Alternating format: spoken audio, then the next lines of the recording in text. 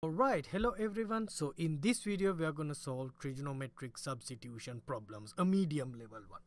Okay, so if you look at this problem, we have to first decide the substitute. So recall from the table, if we look at the square root part here, so the square root part is x square minus 1 square root. So our substitute will involve a secant theta that's from the table. Hopefully you know the table by now. So a square is 1, right? So square root of a, square root of 1 is 1. So a is 1. So x is equal to secant theta is the substitute. Now you know substitution process involve two key substitutions. So x is equal to secant theta and you have to replace dx also.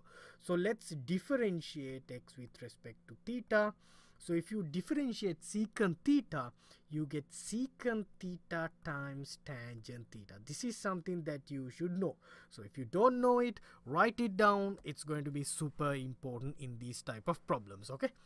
Alright. So then dx is going to be secant theta tangent theta times d theta. Okay. So we have all the tools that we need to solve this problem now. Let's go ahead and do the substitution. So let's replace x by all theta terms. So x is secant theta. So this will be secant square theta minus 1. Here also we have to substitute x by theta. So it will be secant cube theta. Dx is secant theta tangent theta d theta. Now do not forget to substitute everything. Check now here. Do we have x here in the integral after substitution? No. Okay, we are good. Everything we converted everything into theta. Okay. Alright, so now what we are going to do is we are going to simplify the square root. So can we factor a number inside the square root? Well, we don't need to because the common number is 1. So you don't need to do that, right? Now if you remember, the Pythagorean identity is tangent square theta plus 1 is secant square theta. So if you take the 1 to the other side, tangent square theta is actually secant square theta minus 1. So we can use the Pythagorean identity there, and that will be tangent square theta over secant cube theta. Don't drop any of these terms, okay?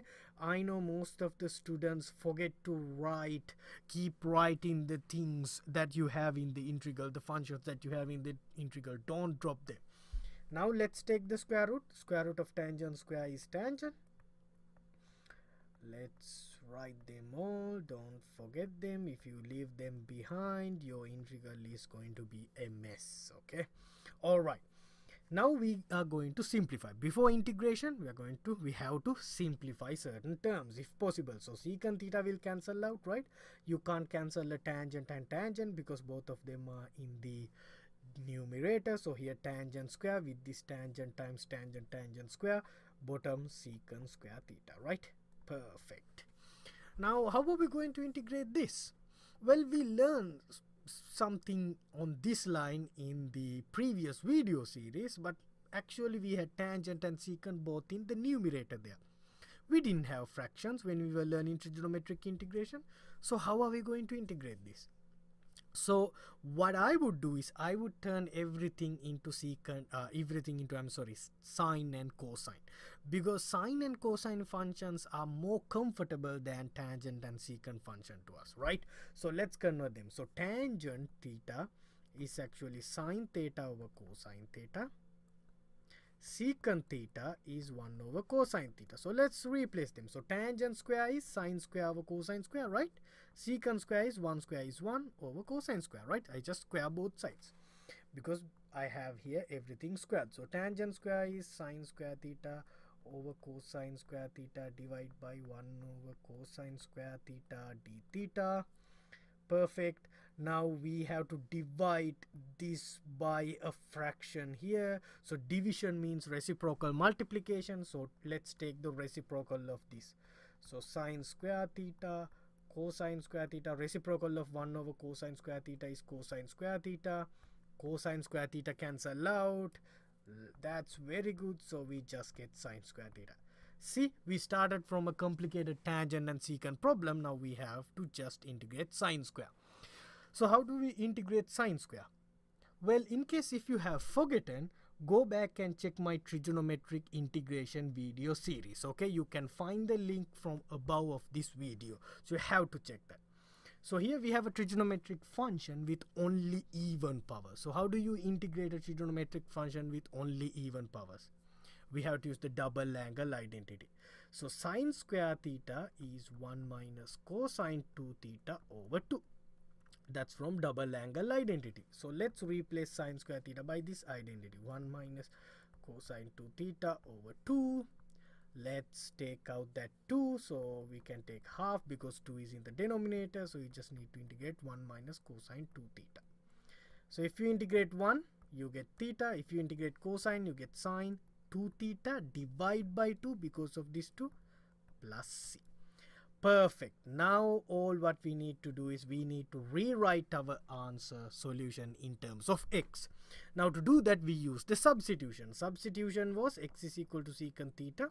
So let's replace theta. That's the easiest part, right?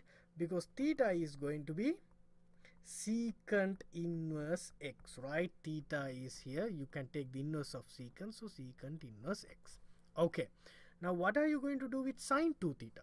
If you can remember, in the end of the last video I said if you have answers like sine 2 theta in your solution, convert them into sine theta and cosine theta. The identity is sine 2 theta is equal to 2 sine theta cosine theta. So you have to know this, a double angle identity. So let's write it here. So 2 sine theta cosine theta over 2 plus c. 2 cancel out.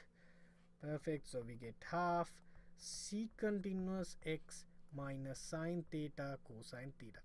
Now you might ask, well, we still didn't convert theta into x, right? We have theta here, but now it's easier because we now have sine theta and cosine theta.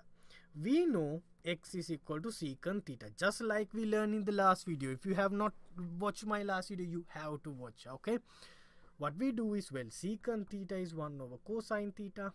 Let's use the cross multiplication. So cosine theta is 1 over x.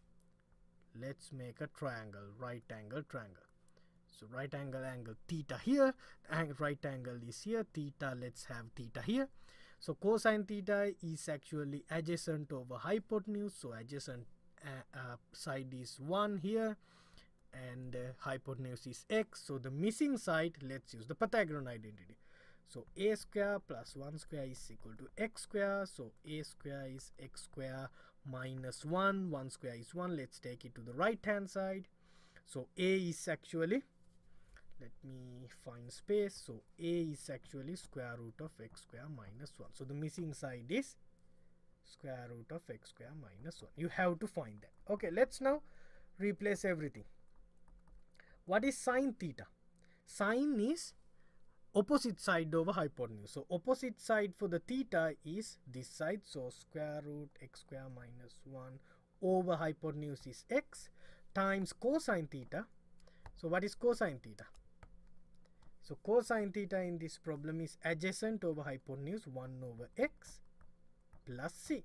So let's write the final answer, half secant inverse x. Here I can simplify x times x square on the bottom. Here just square root x square minus 1. This times 1 is square root term, right?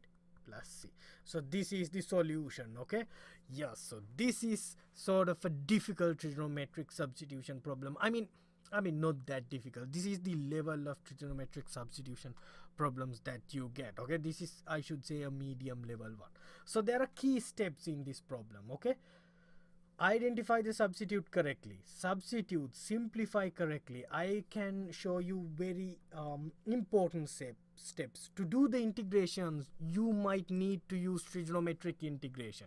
Okay, so that's the one difficult part. Then how are you going to replace everything back into x from theta? Remember this trick. Okay, sine 2 theta. Whenever you have sine 2 theta, you have to use double angle identity. Sine 2 theta is actually 2 sine theta times cosine theta. So you replace that and then use this special trick that we use using the triangle. Okay, you will see more problems. I will do videos solving more trigonometric integration problems. Okay, so this is how a typical process look like. Okay. Alright, I will see you in future videos. Thank you very much.